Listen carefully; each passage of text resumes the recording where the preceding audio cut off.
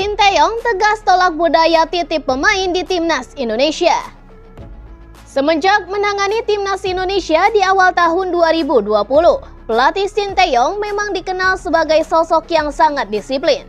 Tak hanya berlaku keras kepada para penggawainya di dalam lapangan, pelatih berkebangsaan Korea Selatan tersebut juga seringkali memberlakukan kedisiplinan kelas tinggi kepada sikap dan perilaku para pemainnya di luar lapangan. Tak hanya itu saja, sebagai sosok pelatih di tubuh Timnas Indonesia, mantan nahkoda Timnas Korea Selatan tersebut juga sangat anti jika kerjanya direcoki, termasuk dalam hal pemilihan pemain yang akan mengisi skuadnya. Baru-baru ini, Coach Sinteyong kembali mengungkapkan ketegasannya dalam menolak pemain titipan untuk dimasukkan ke skuad Garuda. Melansir unggahan dari akun TikTok @mangkulangit pada Senin 12 Februari, Coach Sinteyong mengakui bahwa masih ada saja pihak-pihak yang berusaha untuk mendekatinya demi bisa menitipkan pemain ke skuad nasional. Ada yang menitipkan pemain ke timnas, tetapi tidak pernah saya tanggapi. Satu pun tidak pernah terjadi selama saya di sini, jadi tidak perlu khawatir lagi, ucap Sinteyong. Keengganannya untuk dititipi pemain ke skuad nasional tentu saja berharga sangat mahal. Pasalnya, hanya di era kepelatihannya inilah mulai bermunculan komentator-komentator yang selalu saja memandang pencapaiannya sebagai sebuah kesalahan.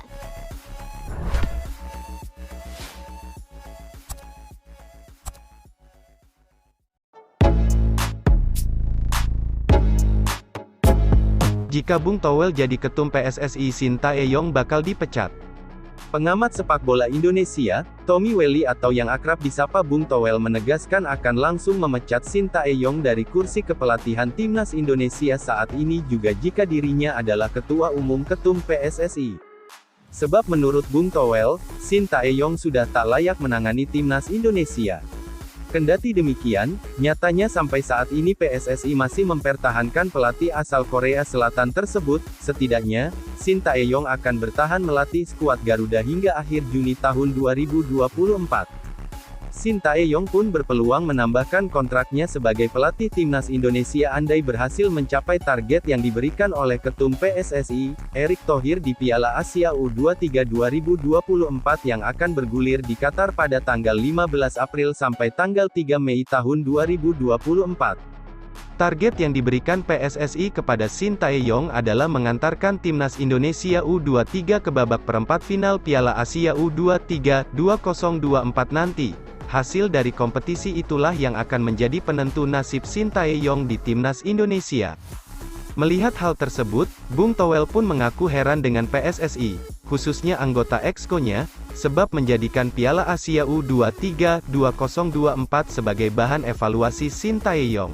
Bagi Bung Towel, kualifikasi Piala Dunia 2026 jauh lebih penting ketimbang hasil Piala Asia U23 2024. Sekarang pun kalau saya ketum PSSI saya berhentikan Sinteyong. Tapi kalau ketum PSSI Erick Thohir itu fair, adil, dia bilang dia profesional, menyelesaikan kontrak yang sudah disepakati sampai Juni 2024, tutup Bung Towel.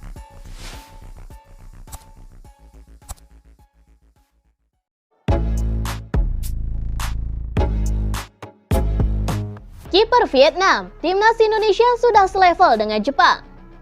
Kiper Vietnam, Philipp Nguyen, sempat melontarkan pernyataan menarik perihal level Timnas Indonesia saat ini yang dirasa sudah setara dengan Jepang. Tidak dipungkiri bahwa Vietnam tengah dibuat ketar-ketir dengan perkembangan sepak bola Indonesia, khususnya di level tim nasional. Ketakutan itu muncul setelah Vietnam menelan kekalahan dari Timnas Indonesia di fase grup Piala Asia 2023 pada 19 Januari yang lalu. Kekalahan itu pun membuat publik Vietnam terkejut. Pasalnya, selama ini, The Golden Stars selalu dominan saat bertemu dengan Timnas Indonesia. Namun kenyataannya semakin menyakitkan karena hasil itu sekaligus memastikan Vietnam tersingkir dari Piala Asia 2023 meski masih menyisakan satu laga. Meski hanya kalah tipis dengan skor 0-1, hasil itu menjadi tamparan besar untuk seluruh fans sepak bola Vietnam. Menariknya, Vietnam sebenarnya sudah diperingatkan oleh kiper mereka sendiri perihal kekuatan timnas Indonesia di Piala Asia 2023. Ia dengan tegas menyebut bahwa level kekuatan timnas Indonesia saat ini sudah setara dengan Jepang. Namun sayangnya hal itu tak banyak digubris. Pada pertandingan pertama saya melawan Jepang. Ini adalah pertandingan yang sulit karena Jepang memiliki banyak pemain yang bermain di klub-klub top Eropa. Sedangkan untuk tim Indonesia, saya menghormati setiap timnya. Pertimbangan semua lawannya pun sama, ucap Philipp Nguyen.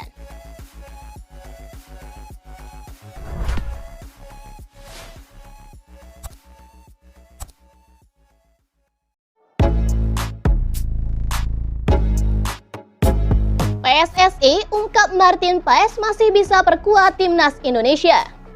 Anggota Komite Disiplin PSSI yang dulunya biasa mengurus proses naturalisasi pemain keturunan, Hassani Abdul Ghani, melihat ada celah untuk melanjutkan naturalisasi Martin Paes.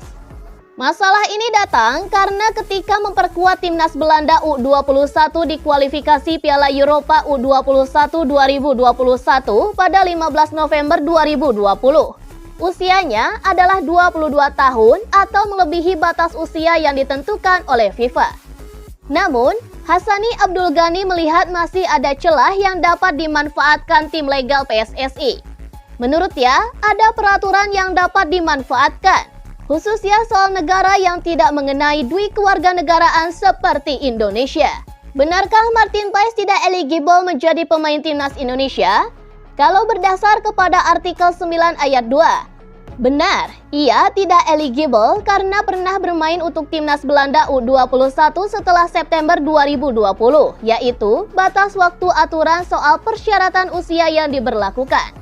Ia terakhir membela Belanda versus Belarus pada 15 November 2020. Namun kalau belajar dari kasus Jordi Amat yang juga pernah bermain di timnas U21 Spanyol, ada kemiripan. Bedanya, Jordi membela Spanyol hanya beberapa minggu sebelum deadline September 2020.